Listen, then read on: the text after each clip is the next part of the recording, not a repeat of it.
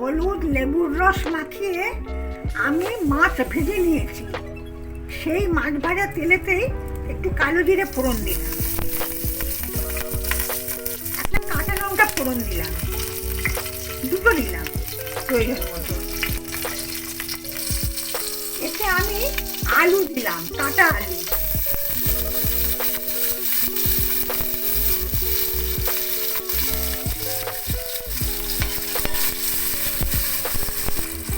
এর মধ্যে আমি হলুদ গোলা একটু গরম জল দিয়ে দিলাম।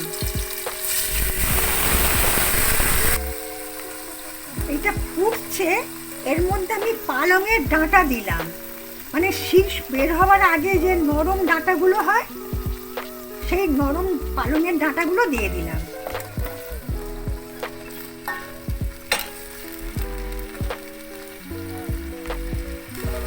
এর মধ্যে একটু নুন দিয়ে দিলাম, আঁচটা কমিয়ে চাপা দিয়ে দিলাম।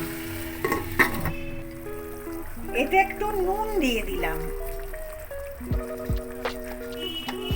স্বাদ অনুযায়ী একটু কাঁচা লঙ্কা বাটা দিয়ে দিলাম।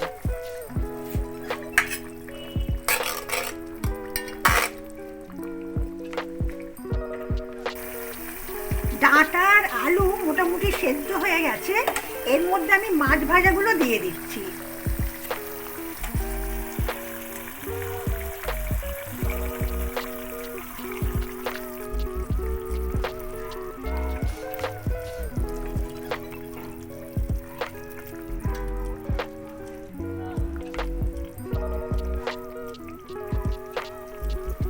এবারে মাছগুলো উল্টিয়ে আমি আবার একটু চাপা দিয়ে দেবো।